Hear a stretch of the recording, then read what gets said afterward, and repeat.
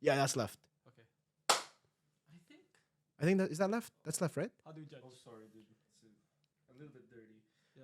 There is. This is left. It says It's left. It says left. You see it? Yeah. Right here.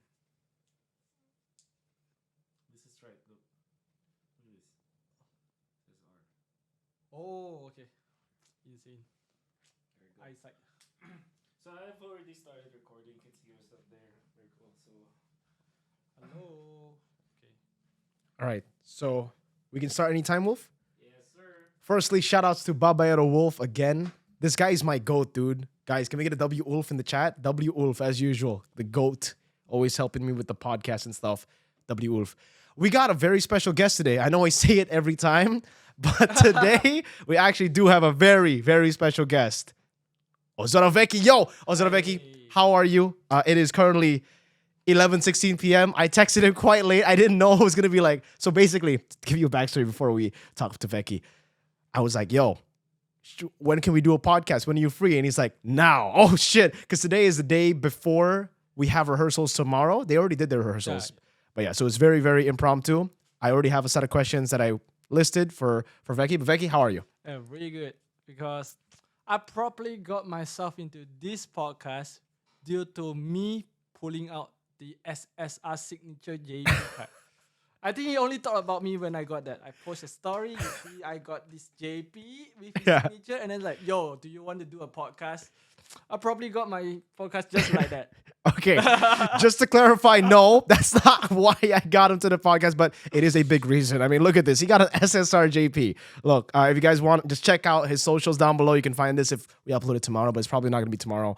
But yeah, did you buy those cards? No, I think we got one for free for each. So we were... You yeah, got one and you got SSR JP, yes, bro. Yes, we got SSR JP.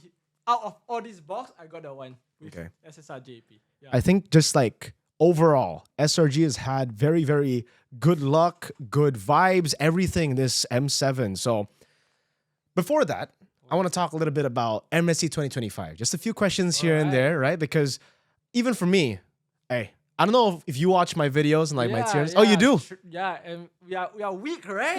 Coming to MSC, we are weak. We lost to your goats. That's what you say. You say Facts. that. My Facts. goats. Yeah. And that's still true, by the way. My goat beat them. And Yeah. man, my goat got a savage. Anyways, yeah. Before MSC, I was like, nah. Especially because I used MPL Malaysia as a way to like, all right, how good are SRG? And honestly, MPL Malaysia, we'll ask him if he feels that way, right? But I never really see any competition there aside from SRG. It really looks like it's just SRG dominating. But then, obviously, they had a shaky group stage, almost losing here and there, actually losing the Mythic Seal, dropping down, but then making it to the knockout stage and then somehow regaining their form. So, firstly, I want to ask, what happened there? The shaky group stage, is it just like a signature SRG? What's the problem? Let me bring my memory down Yeah. back to MSC. So usually when it comes to international, I felt like we always have a rocky start. Mm-hmm. Like beside this M7 was the This is most perfect. mover. This is the perfect. Yeah, one. yeah, yeah. But even in our MSC, which is the first one that we 2024? won, it was still a rocky start. We did not like cruise it all. Like Yep. it was always rocky. And then when we played, I felt like I think we are just adjusting into the meta, adjusting into the competitions internationally because one of the advantage or like disadvantage as well is because in the local league is usually easier. Most of the time it might be easier than our scrims. Yeah. But it's still slightly different when it comes to international. So we have to adapt quickly, and then I think that's all we have to do actually, just adapt when it comes to like, oh, this is the level that we need to play. Yep. And then one good thing about my team is we can switch on that anytime. It's like, oh, the opponent is in this level right now. I think Yeah. we have to play better and stuff, Yeah. and then we do adapt quite quickly every time into a tournament. So you just can rise to the level of the occasion, like whenever it's necessary, yeah? Yeah. Because I think even in the MSC 2024 run, that was what happened, right? Like, Mm. I personally heard how strong you guys were MSC 2024 in scrims. I remember just hearing from my goats, from Geek Fam, from everybody really, because when we hang out, when players hang out, all they would talk about was like, fuck, SRG, you're so strong, right? Because it's strange. Usually you don't hear that from Malaysian teams, right? At the time.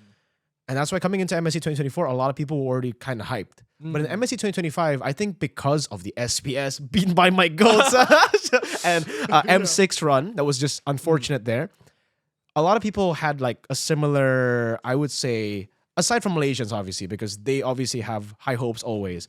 They expected SRG to be weaker. And then the group stage happened. But what was really like the change? Is it just that instant? Like when you guys lose, it's just like, all right, the players feel like, okay, we have to step up our game? Or do you need more time? Like more time as in you train more, you train harder? Are there like special words from you, Arcadia, or maybe even Simon? I think we took a different approach as well because like when we were really strong, we were absolutely tearing up the scrims, right? At that time, we were nobodies, right? We have to find like how strong we are in the scrims and like stuff like that. We were going ham, like all in this, like every scrims is playing our best. But I think we took a different approach right after M6, going to the next season.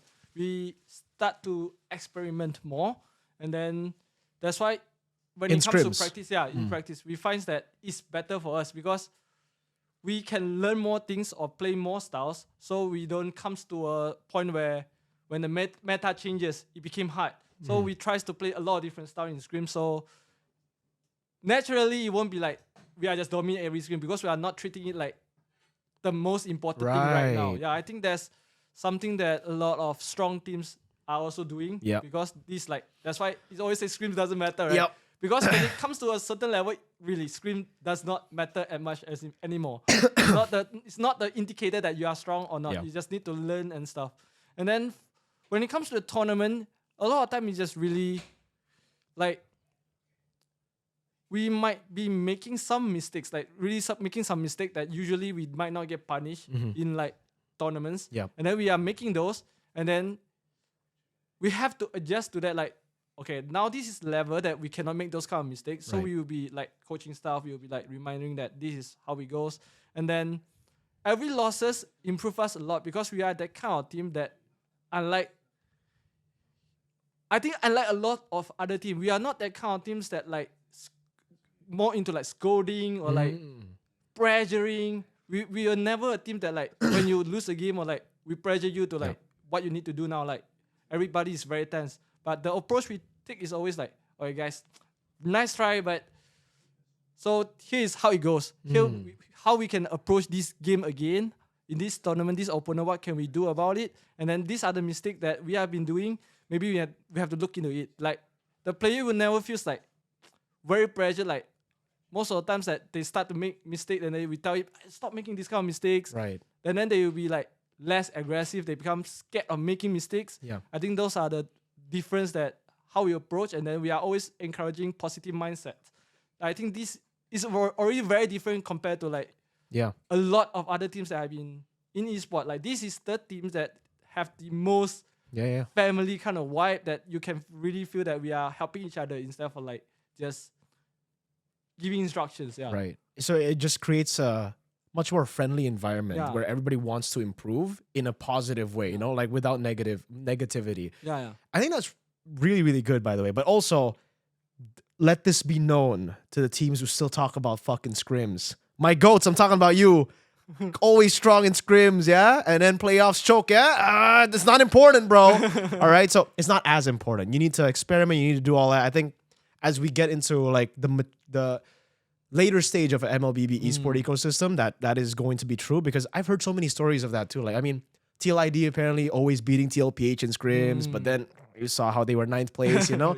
So stuff like that. Scrims don't matter. It's coming from possible world champion this season. Scrim matters, but winning scrims don't matter. Scrim matters. Scrim matters. Winning scrims, dominating scrims don't matter. It's what you learn, what you take away from the scrims that matters. And that's really, really good. The whole like perspective of that as well is really, really solid, because I've heard so many bad stories about like how coaches are like super strict, you know, they have a different way, and they always take it from the reference for them is football, you know, physical sports. And I think for that, it's very different, you know, because when it comes to the mental of these players, to be fair, if we're in esports, everybody is a nerd, you know, we're not really used to social interactions. We're not used to getting scolded maybe even. And Mm. obviously that changes how you should coach them. And I really, really like that. I think You it's pointed really that out. different because SRG, right? Mm. When it comes to saying about football, Yeah. we You are have a football, we are yeah, a yeah. football club. So there's really big difference because you cannot in esports you can be strict, you can be professional, but at the end when it comes to the sports elite, they're actually practiced and expected to train in a certain level since they are kids. Like when they're 8 years old, when they're 10 years old, they are already structured into like we will teach you this way. We will teach you very harshly, like maybe army style, maybe football sport styles. But a lot of time when it comes to esports player, They're just playing for we are fun. just playing a game. I'm just download this game. I want to play with my friend. Oh, I got high rank. Yeah. Oh, I'm talented. What do you mean like that? So a lot of them, they are not accustomed to like really hard training, like really strict or professional training. But I'm not saying that those kind of style are not good. It's just I believe every different teams or players have different style or like coaches. They have different style of coaching players. And then in my mind, in my motto, I think that there are different kinds of player. It doesn't matter how good you are a coach if whatever you are saying that the player doesn't listen. Right. Like, it doesn't matter how good your coach you are, but you cannot connect with your teammates. You cannot connect with your players. Their players doesn't want to really listen to you. They just feel stressed. They feel really unmotivated going to practice. If you feel like, oh, I'm gonna get scolded, I'm gonna get what. Right. Yeah. So those kind of feelings, like I always try to think as their perspective, and then like try to help them from there. Yeah. So do you think you guys got lucky with the players you got? Because it really looks like, and it sounds like the players understand how to take your advice. They understand how to like build the chemistry between each other, to have bonds and to learn about the game, look at those different perspectives. Would you say you got lucky that you got these players, or was it part of the trialing process from you and Arcadia? I think it was definitely not luck. Like, luck is definitely not part of it, because if you undermine how much effort Arcadia has put into this team, because the good part is our players are all around the same age, and it's not even luck, because Arcadia picked them based on their age as well. These are the players that have the same age group, so naturally they can bond better with each other. They have same topic to talk about. They can be more like brotherhood, stuff like that, because they talk about same things, and then they think about roughly the same things. And a lot of these players come from different background as well, different culture.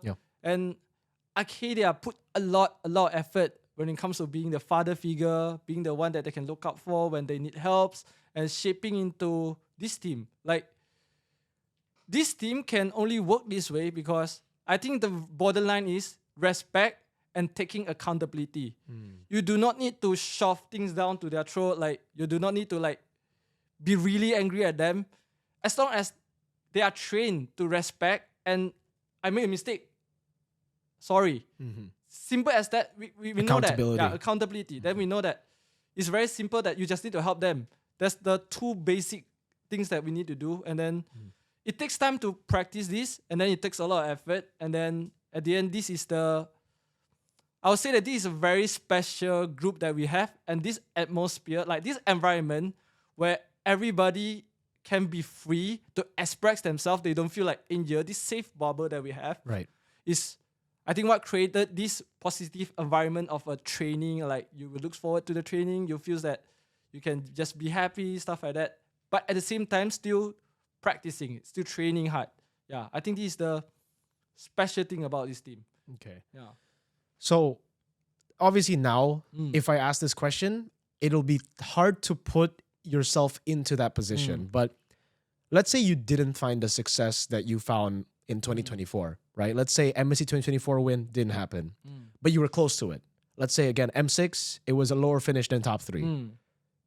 What would be, aside from again achievements, the standard for you to be like, all right, we got to keep the roster. We got to build on this roster, right? Because again, you won. So it's like, yeah, we want to keep on building on the roster despite going third. It's like, we still have a lot of potential. We have this built-in respect. We've already won. But say you didn't win MSC 2024 and you got a worse placement in M6 again. How would you like have the confidence to be like, all right, we have to still keep this roster?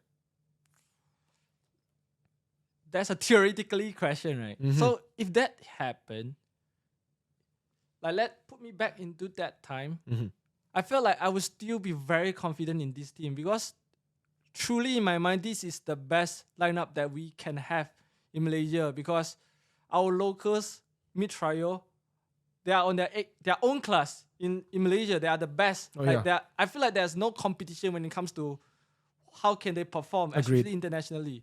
So, and especially with how well we perform, even at the end we did not win MSC. I felt like we as a team, we are still very confident to move on to the next M6. We might be even more hungrier, like going to the next tournament. And it will be just a different story because this lineup has so much potential. And then every lineup has their own problems, right? Like we do not have those problems and it's so easy to like build chemistry and stuff in this roster. And then if we win, we have to solve different problems, right? We have to solve different problems. That's why we have some downs. But if we did not win MSC, I felt like the amount of passion or like the amount of hunger that this team will have going to the next tournament will be multiplied. It will be even crazier. Damn. Yeah, that's what I felt. I really like that answer. That's a really, really good answer, dude. Yeah. But yeah, I don't know if you guys have the same problem or maybe not yet in Malaysia, because in Indonesia, as you can see from even the TLID roster, right? After reaching high heights, the players will start streaming. They will start, go into social media and they'll get more attention there. A lot more money sometimes as well. Again, I don't know how it is with the salary or like how much you can earn streaming. But even like in Indo, some players who have that name, like crazy, they're superstars, like Onyx, Kyrie, all that, they still stick to playing professionally instead of going to pro play. In SRG, is there any like regulations maybe that you put in place so that the players don't go to streaming, or is it just again because of the hunger? Yeah. I think it's really different, and then I think actually streaming is also a very big distraction. It's not a problem; it's just a distraction, because it's much easier, and then you get money. It's really you can easily be richer. And chill. Less effort, no stress. Just streamings, and then you get much more money. But because my players are still very young, and then they are really passionate, so a lot of time they are actually the ones sometimes that says that I don't want to stream. Wow. Like SRG is one of the hardest to actually get the commercial shoot. Sorry, sponsors, but it's really the hardest because our players really wants to keep practicing. Wow. Yeah, they want to grind. They want to achieve even more. So a lot of times that they are the one who doesn't want to stream. They want to have the balance of like resting and still practicing so they can still perform in the higher level. So I'll say that right now we do not need to do anything about it. And then because sometimes when you start streaming, especially MABA, right? Like you start playing with your teammate. There was one time, I remember there was one time during our practice, and then one of my players starting to playing very weird. His rotation and his mechanics starting to be weird. And then it's like we have a open talk, right? Like, okay. I feel like you are underperforming this day. What happened? And then it's like, I feel like it might be the streams.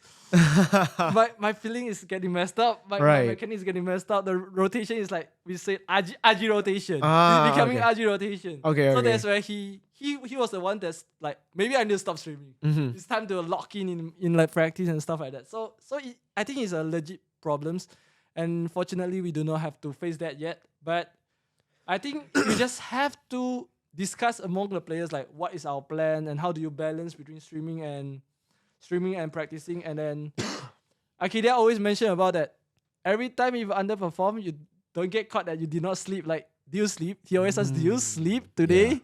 Do you sleep? Yeah. So that's very important as well, for you and your players. Like, you have a sleep schedule that you have to follow, a very strict sleep schedule, or is it just like as long as you get enough sleep? As long as you get enough sleep, and then if you get caught not sleeping, you get punished. Yeah. Is that a fine, or do you have to do like 10 push-ups? It can be anything. It can be anything. Yeah, usually just fine. Oh, okay. That's a really good way to just create discipline within the environment. Okay, now I think we move on to the M7 World Championship, right? Because, hey, you guys have had again, this is the best run ever, right? You again mentioned always group stage. It's like it's just tough for SRG. It's like they always have to get a few matches in before okay, it's time for us to lock in.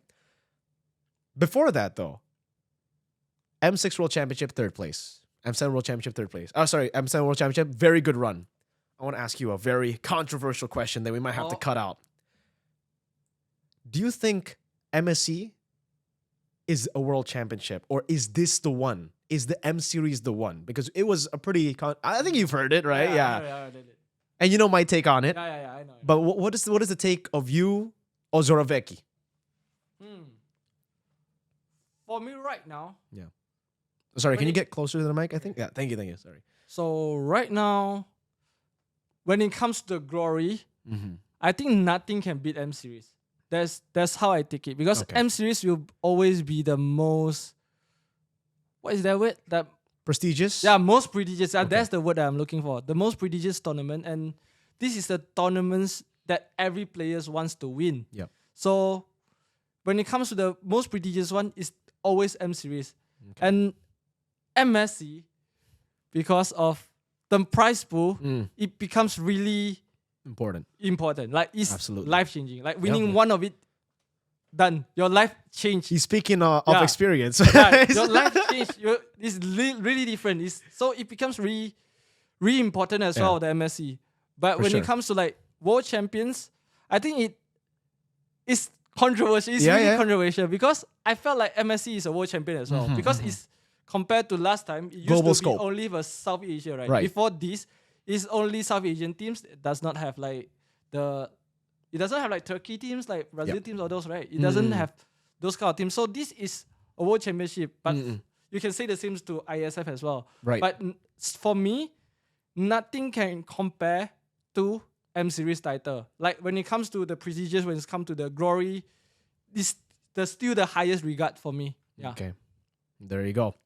But yeah, so now in M7, what happened between MSC 2025 and M7? Because MSC 2025, all right, second place. Unfortunately, not the expected result.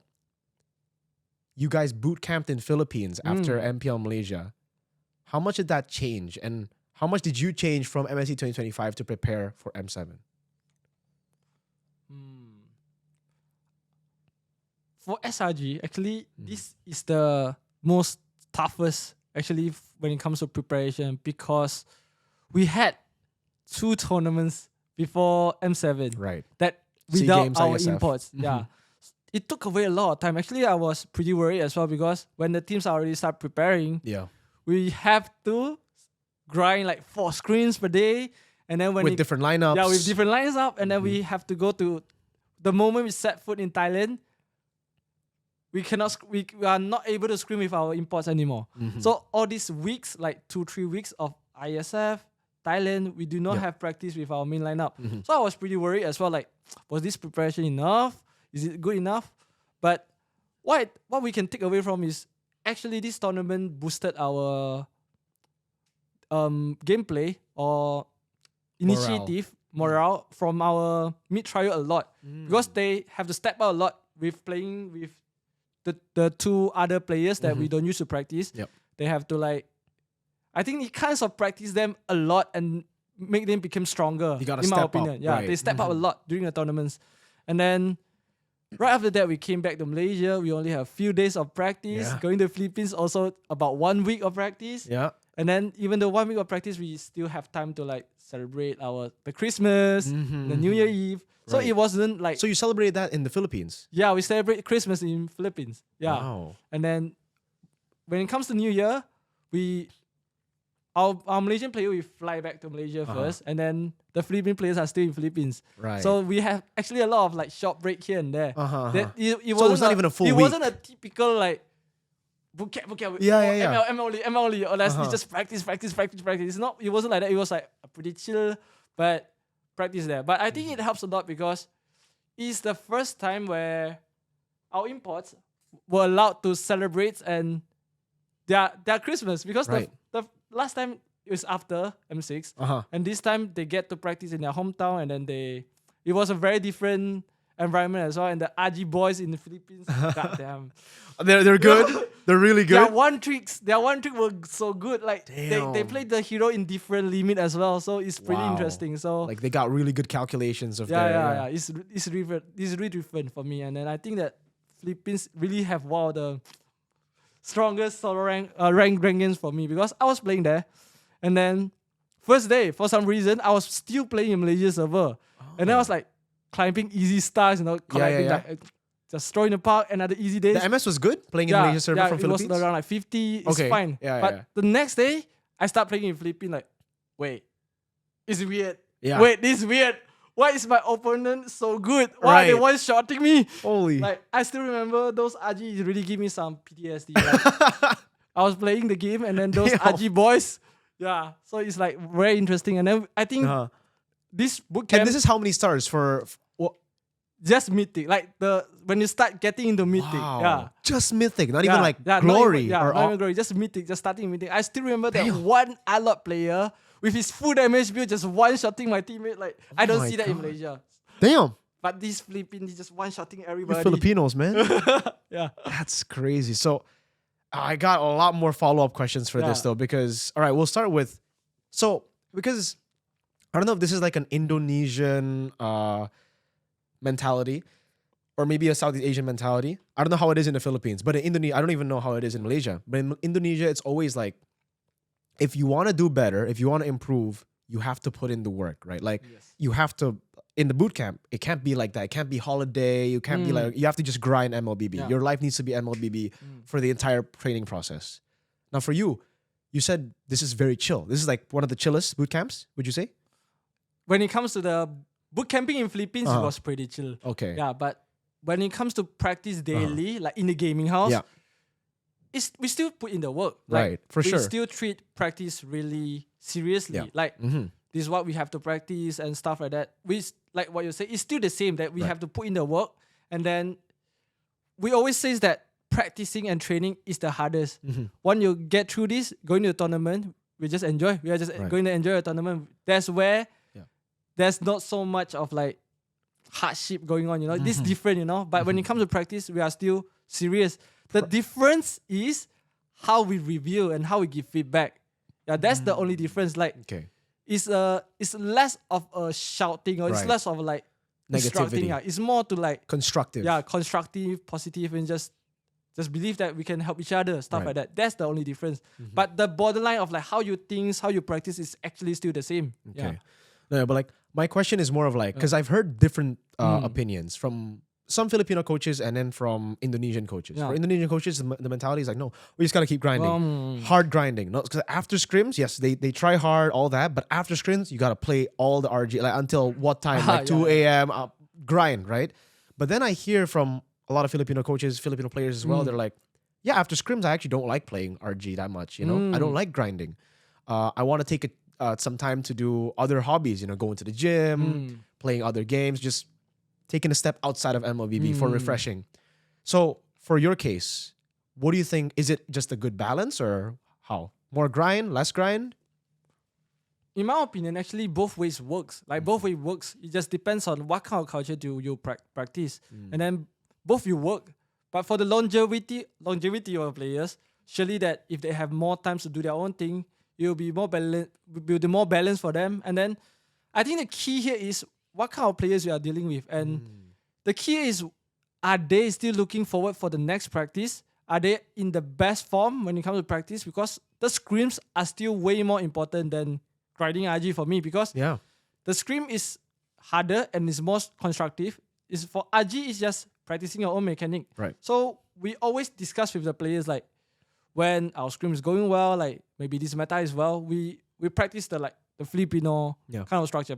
Maybe our coach is also from Filipino. So we are gonna grind his scrims and then maybe RG for 2 hours, like that. Or sometimes when the scrims are really doing well and there's nothing like new meta, new hero that we really have to practice, maybe we don't need RG. Yeah. Stuff like that. It's flexible. But what we want to have is, when it comes to the scrims, you are going to give your all. Right. This is where you have to put your full focus. And as long as you can do that, that's what we need.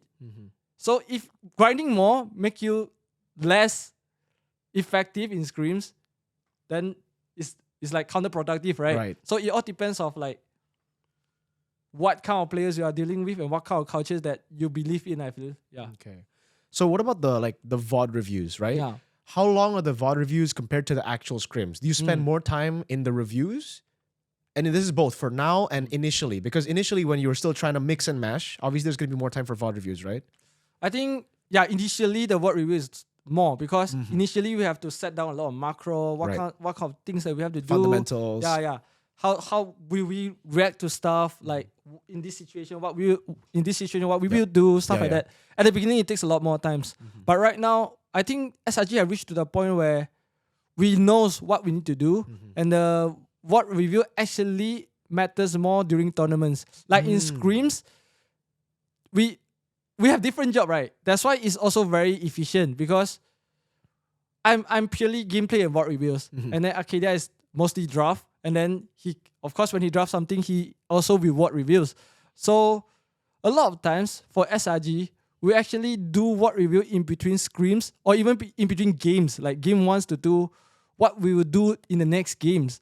So if it's already fine, then we don't need to talk about it more. But if still not like well structured or like it's still confusing, we will take more time like after the scrims. So it becomes very efficient or like how do we adjust each game? Because I think this is the nice thing about the mix of me and Arcadia and this system that we set. Because like if there's a coach that he have to think about the draft at the same time reveal, you need to have like extra hours, right? Because you can't do that both.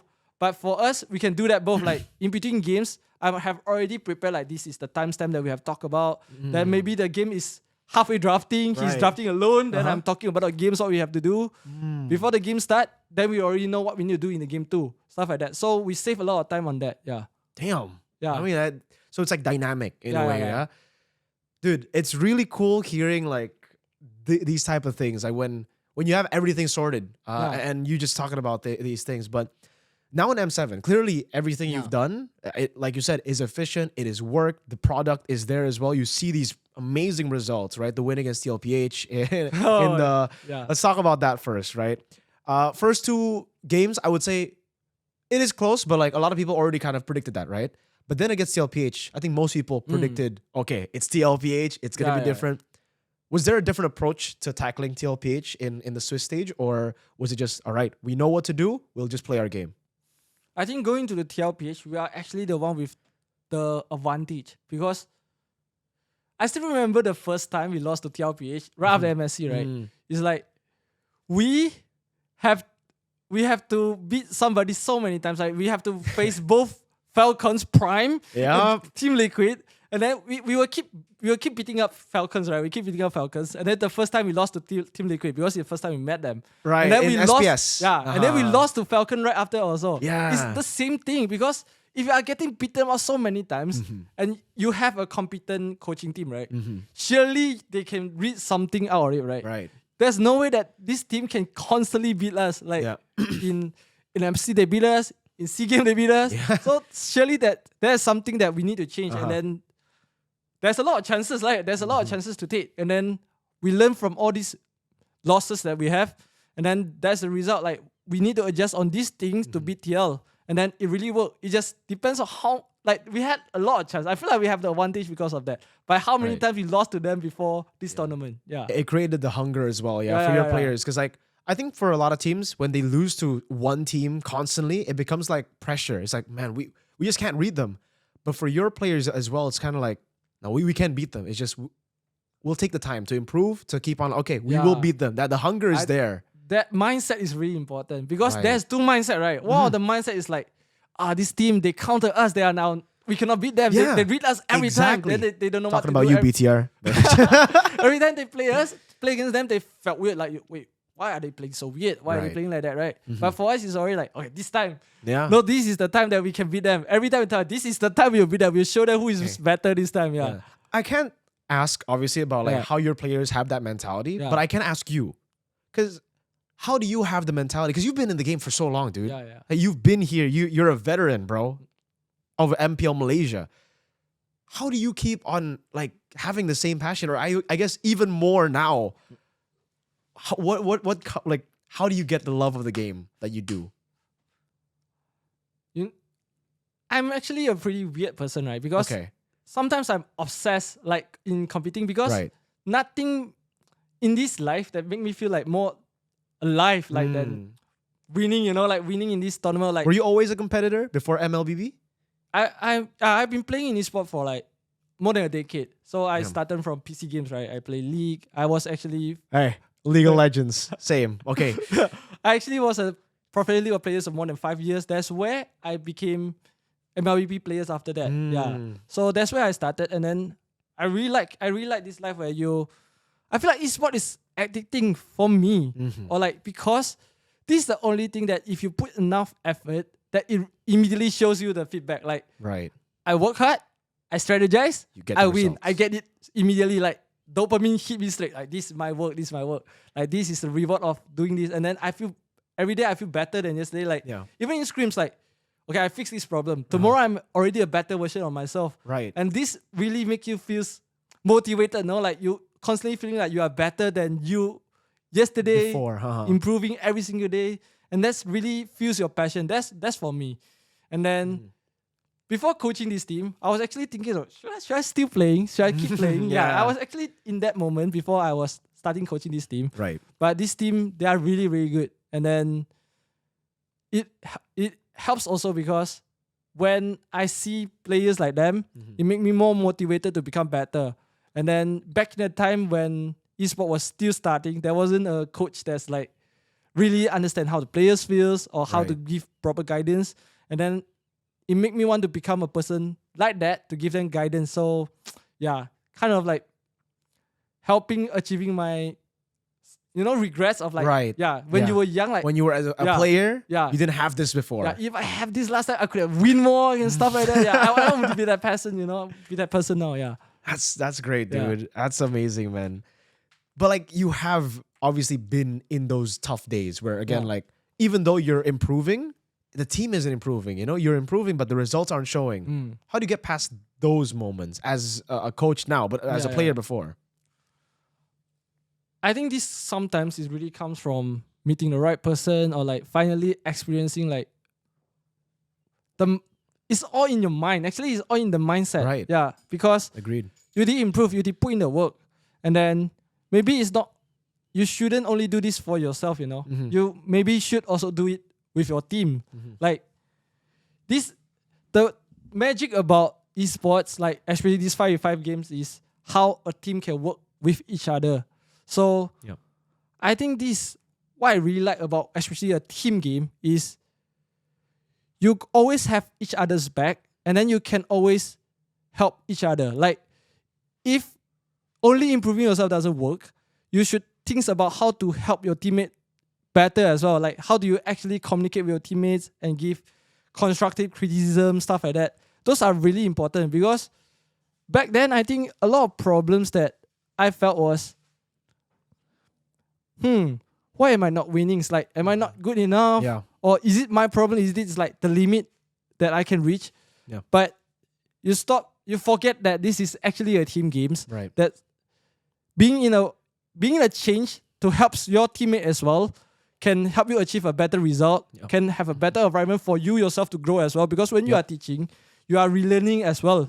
So I think that when you have a positive mindset that you can do better, as long as you are doing the right thing, you can constantly do better. Yeah. I think it's really the game changing for me. That's why coaching nowadays become more and more important compared to the past, because a lot of this experience or like back in the day, there's no such thing as esports coach, right? Most of the things there's like, who are you? And then you are coaching me and then you doesn't know much, right? But nowadays there's a lot of esport veterans. Right. Like they were a player, they now are becoming a coach and they start to understand what the players need and stuff. And then coaching has become more important.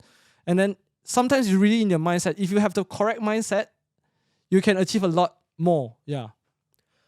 That is very interesting. So with that being said, percentage-wise, how important is it to have a good coaching staff over good players? Like, let's say for an org that's struggling right now, right? So it's like, for them, percentage-wise, how impactful is it to have good players and good coaching staff? Which one's more important?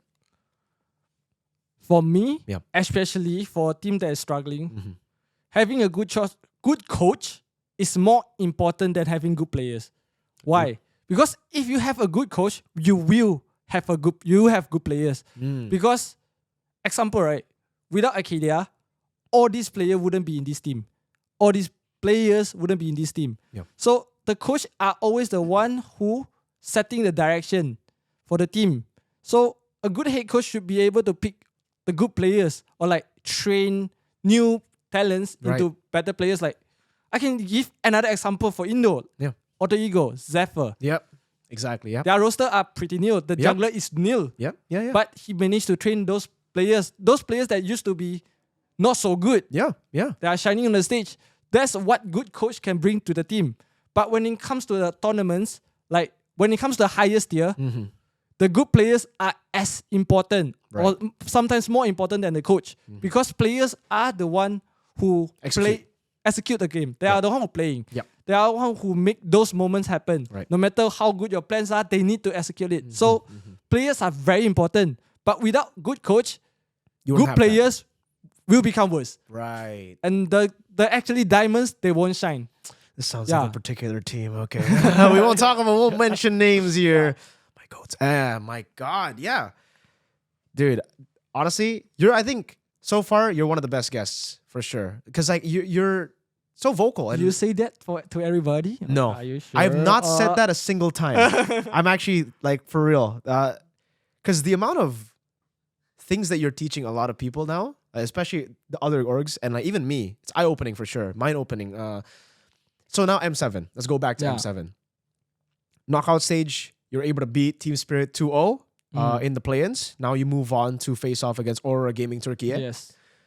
How is the preparation going? And do you take is it more chill as we get into the tournament, or do you step even like more hardcore in terms of training? When it comes to practicing in the tournament, it's definitely more hardcore. It's like we still treat practice very seriously, and actually, when it comes to tournament, there's even lesser time for you to learn. I think we have to take every scrims like learning very importantly, like especially the meta. Like one of the things about M7 that's really interesting, like this kind of world championships are very interesting, is because it's a long tournament. The meta we are playing the wild card, and the meta playing in the first round of the Switch stage, and in the playoff, they are evolving. Yeah.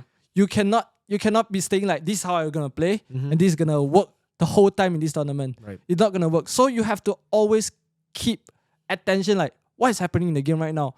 What are the good teams they are playing? What are the things they are playing right now that we must also adapt? And then that's why we have to constantly start practicing more and be more serious about it. So yeah, I think that's what we takes now. We are really preparing for whatever opponent it takes, because I felt like we have a really good draw as well. And then this is a really good chance for us to take the M Series title. Of course, we respect every teams, right? But I think we really have to take this opportunity, I feel. Yeah.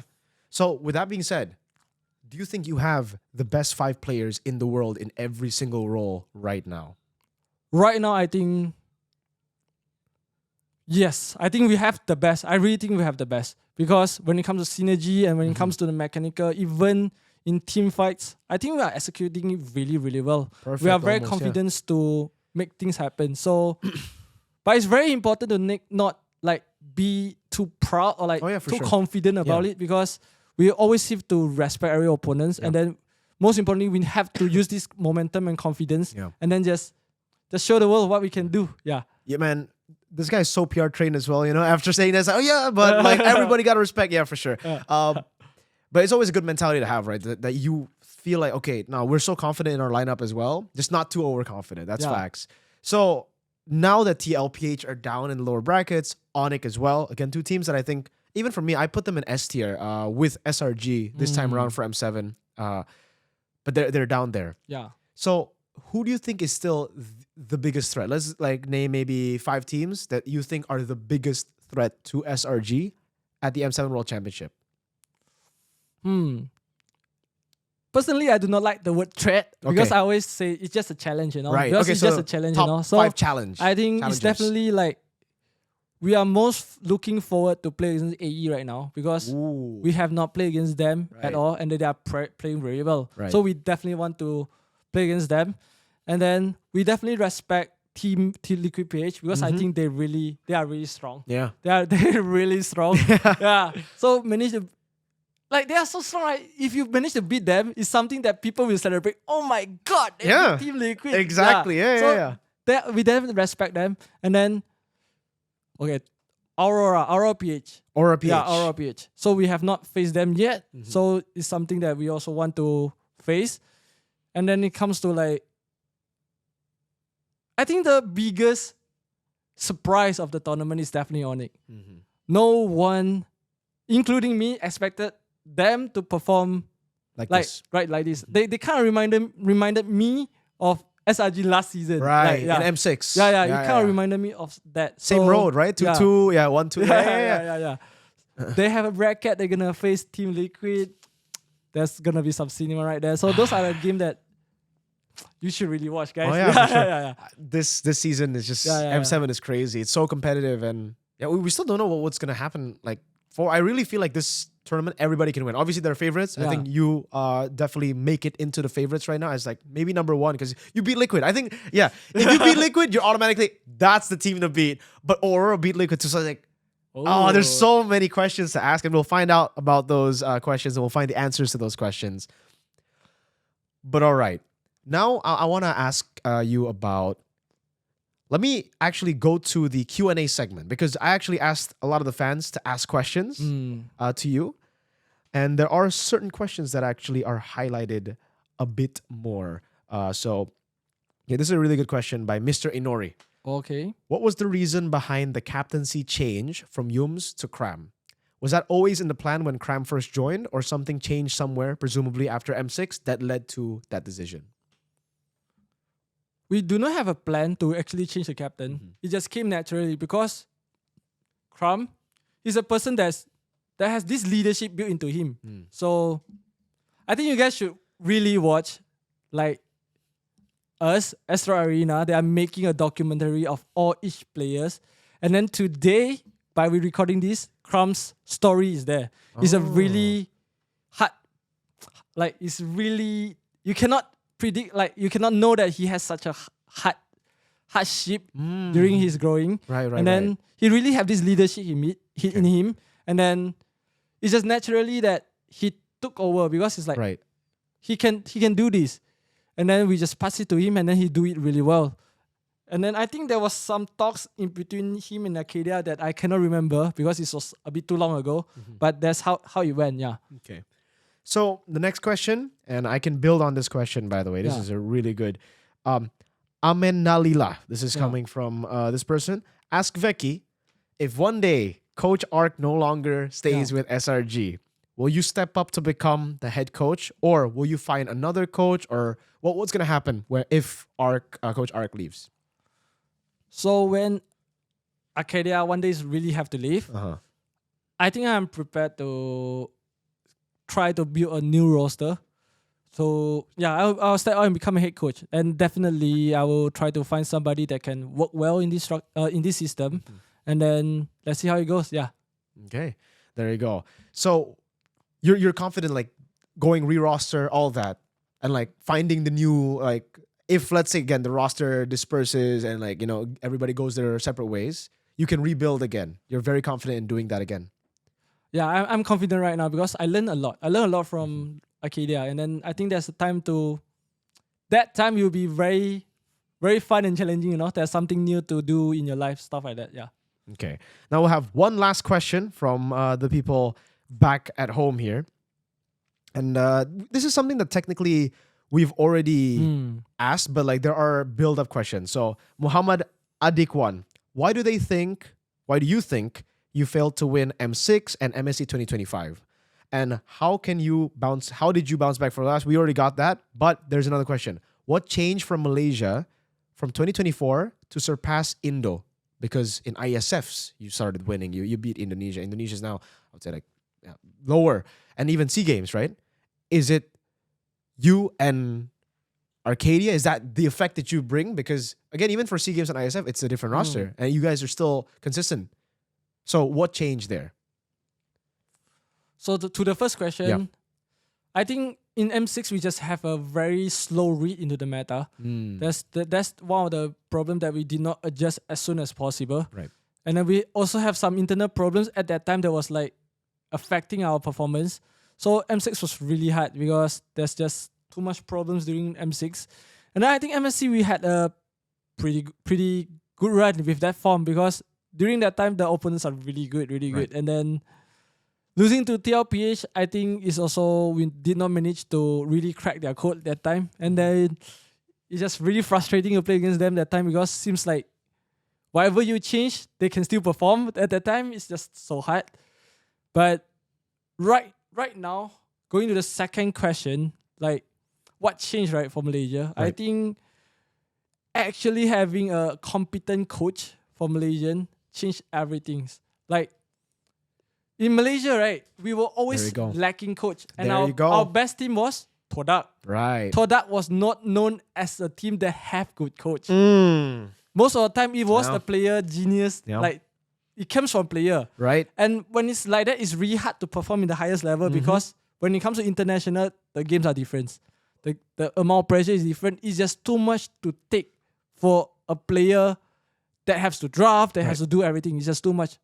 Having Akidia here in Malaysia is the biggest change to the entire MPL MY. And I would say that it actually shaped how every other teams start to structure their team as well. They start getting coaches, they start getting like 2 imports at the side, stuff like that. They try to follow what you can do. But it's because that we just struck the treasure. Like we just really got the best because Right. when Akidia came to Malaysia, he already have flipping MPL champion. He already coached Akidia and indoor teams. So he knows different cultures. But at the same time, he is not somebody that has ego.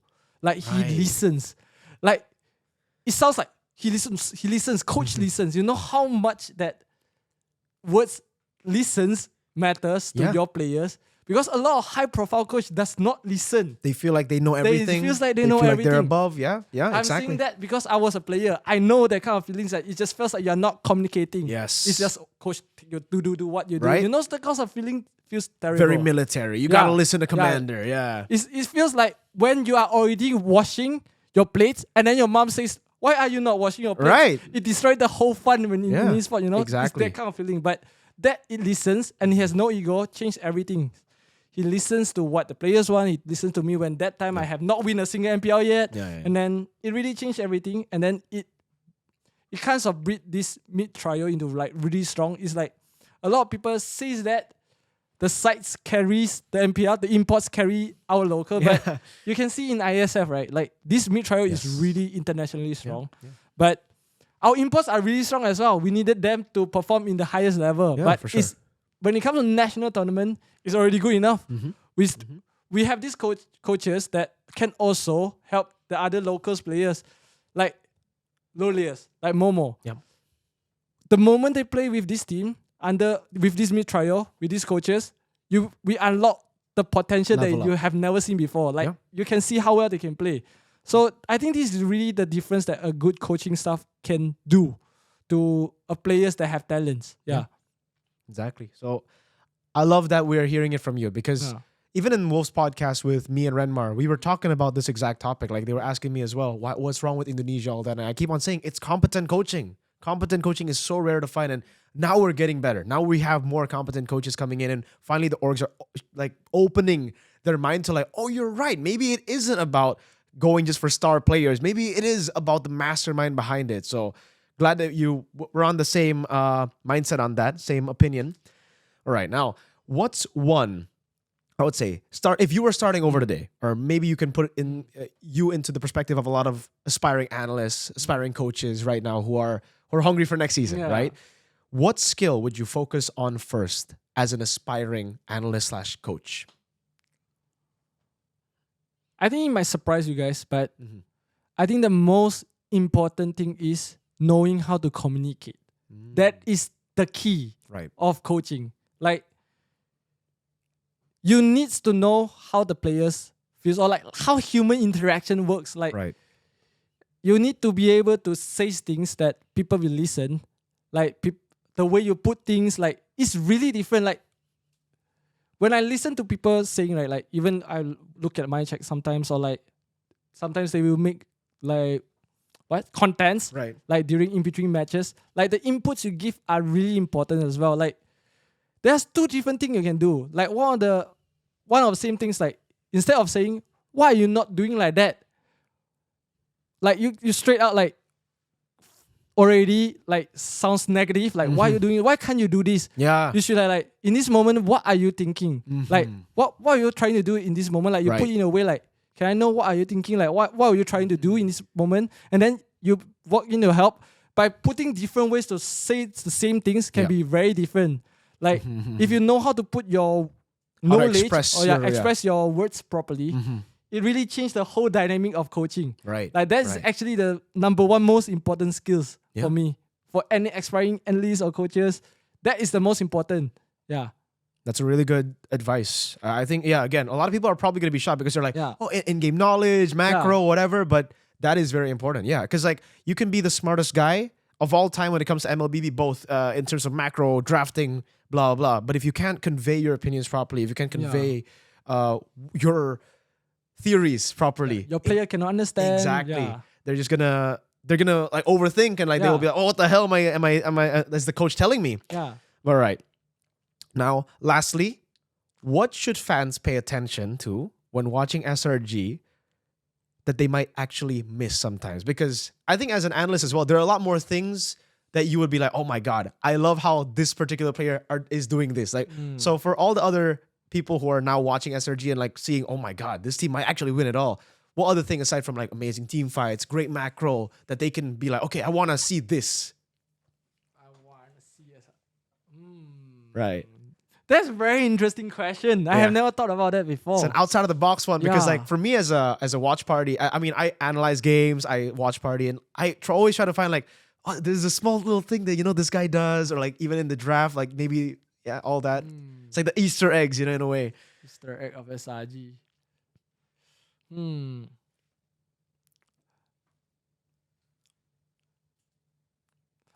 For me, I think SRG is just a team that's really fun to watch if you want to watch like those team fights or like those small interaction, especially between Skies and Innocent. I think those are things that you guys will really enjoy because those two person is just like comedy, so those two are the jokers. Yeah, those usually. two are the jokers, So I think when it comes to watch our game, it's really fun. Especially if you watch offline, that you should try to watch their interaction. You will surprise you every time. Like their player cam interaction? Yeah, their player cam interaction or how they interact with each other after they win. Okay. It's really fun. You guys should come offline and watch SRG sometimes. There you go. Okay. Sorry, I said lastly, but I have another question that just popped up in my head. We've heard, again, different takes here and there. There are teams who have multiple shot callers. What is SRG like? And what is your take on that? Having multiple shot callers is better or having one dedicated shot caller is better? I think right now, the shot calling system are getting evolving actually. Back then, people would say like, I'm the shot caller, you listen to me, we follow, stuff like that. Back then, that's the way. Yeah. But in this modern esports, it starts to have more shot callers. Right. Like in SRG especially, we practice that if this, like we separate the job desk. Like in this situation, you are the one should be shot calling. Right. Because this is what you can do. If this is something that you can do, you should be always giving info. You should always be giving info, and then you should always be the one who try to make the call. We will have one person, like the captain, and we don't even need to pick a captain actually. Like even when back then Yums was the captain, it's still the same. Yeah. There will always be one person that you respect the most. Like when it comes to this situation, right? You respect the most. The guys, that person usually give you confidence that your play is fine. Let's do it. Let's do that play. But even times where Crumb, the captain, or Yums last time was shot calling, and the call wasn't good enough, we always say that you make the call, you communicate to your teammates, and then your teammate will give you fast follow-up. We always practice this: give info, fast reply, acknowledge, fast reply. So every time you make a play, people will be able to like, this is a team play. We are on the same page. This is a team play. every single macro is a team play. Right. And then one of the things that I think people, especially when it comes to like Nova, like they're watching our games and then they see like this play because like this like it's a genius or player. Like how does we always follow up so fast? Because if you start to see some of my check, we always call the play. That is the genius part of it. Like we are following fast because every time we make a play, it has already been caught. And then we have practice to react really fast to the call. So like, let's say Jums are making a play. Can we do this? Fast. We can. Can we not do this? Then he can back off. Like it's always like it's rarely see a play that we are separated, like we can't follow up. Because that's how fast we are trained to communicate. Process. And then it's already like a muscle memory. Like Right. some people still think like, oh, this is like just their individual, like they don't need to communicate. They're just gonna make the play and people will follow because their player are good like that. But it's really not like that. Yeah, you really have to practice how you make calls and then how you follow up. Like how fast you can follow up to the calls. Stuff like that. And even if the call is wrong, we don't make those wrong moves because before you make the play, somebody's like, let's not do this. Let's not do this. We can back off really fast. So I think that's how we practice. And everybody in the team is giving info and everybody is shot calling. Damn. There you go. So dynamic shot calling is very, very important now in the modern MLBB esport environment, right? Okay. Because like to add on that, I feel like having one shot caller is so prone to tilting. It's super prone to tilting right now. Right, because if he's down, then that's it. Yeah, it's your down. team's gone. Yeah. Did you have that system before, or has it always been this? Like, It always has been like this way for our team because that's how we practice since day one. Yeah. Okay. So there you go. For any aspiring team, maybe like even Team Zone. Have you heard the story of Team Zone? Like boot camping? Yeah, I hope that. There you go. That's pure passion, man. I respect them. I really respect them. For sure. That's why I got the podcast. Yeah. Esport in the purest form. Exactly, the dude. Simple hunger that I just want to perform. Right. I enjoy the competition. I just trying to win. Yes. That's what makes all of us here. Exactly. That's why it's always very special to see those kind of moments because it's rare to see now in the like franchise league. Hey, because money is too much, right? Exactly. There's always gonna be the orgs and like those community teams that build and like the passion, just pure passion is rare to find anymore nowadays. But hopefully we get to see more of those kind of players. BTK, Zone, Deus Volt back in the day as well. It's always really, really cool to see that. So, final messages to the fans back at home who are watching, who are again supporting SRG, who think it might be at a time because good draws, amazing performances, looking clean, amazing drafts. Final message. I'm really appreciative of my fans, like SRG fans this time around because it's really rare. Like the fans are making videos like doesn't matter how far you guys can go.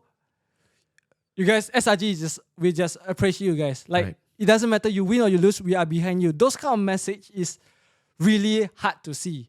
Like most of the time, like people like when you lose, they just flame you, stuff like that. But you get those fans that they are with you all the time. So you guys are really giving us a lot of motivation, a lot of energy for us to really try our best. Like this is time that we are putting more than 100%. This is a time that we are putting more than 200%. This is a time that we really want to take it all because winning M series is some things that you might not always have the chance to take it again. Yeah, you would need to take all these like M series title like as if your last chance. That's how we are treating it, and then having your support really helps us a lot when it comes to like this kind of moments. Even people that are from far away, you guys are coming to Indonesia just to watch us. We really appreciate that, and then I hope that you guys can continue watching our game, and then hopefully this time you'll win again. That is really true, by the way, guys. Like to win a world championship, you don't just have to be good. A lot of things have to line up perfectly as well, And really feels like it is lining up for you guys, man. So, hey, there you go. Don't support your team. There's a very famous... Sorry, no, I got it. Wait, no, not like that. Okay, this is a very famous quote in football. If you can't support your team while they're down, you shouldn't celebrate your team when they win. There you go. That's what I was going to say. Not don't support your team. Don't just support your team when they're winning, because when they're losing, they need it even more. Actually, like it boosts them up. They have that feeling of like we need to give the fans a good show. Because these guys are the ones watching us. These guys are the ones paying all the way to like come and support us. We gotta give them our best. So That is a very, very good message. That's why my GOATs will forever be BTR. My GOATs, 0 championships, 0 trophies, doesn't matter. Next time is the one.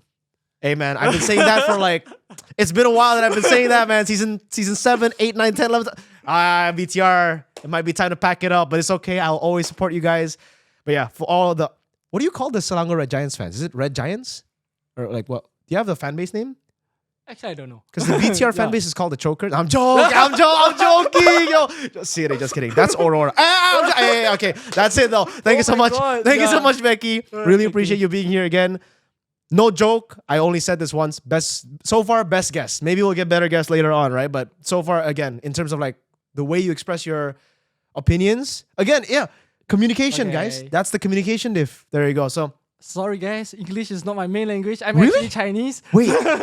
Yeah, so definitely I can improve more on my English. So Yeah. I'll improve on that constantly. Okay, guys. There you go. He'll keep on improving. So maybe we get a part 2 of Veki. Hey, if he wins M7, we got to get him back, right? Obviously. Fly to Indonesia just to get a podcast Oh again. my, I'm not that rich, man. Unless Wolf wants to sponsor it again, he can give you a 5-star hotel, anyone you can choose. First class, not even business. He'll get you first class. Can you say this? Can you say this? Hey, what's richest, Wolf? What's richest? Pinaka mayaman babayero Wolf. Can you say that? Pinaka mayaman. Oh, Pinaka Mayaman Babaraya Wolf. Yeah! Sponsor Tara. There you go, guys. Put in the chat. Pinaka mayaman babayero Wolf. All right. Thank you, Veki. Really appreciate it. Thank you, Thank you guys for everybody watching. for listening. Peace out. All right. Damn, fucking Veki, dude. Thank you. Thank you so much, Veki. Really appreciate it.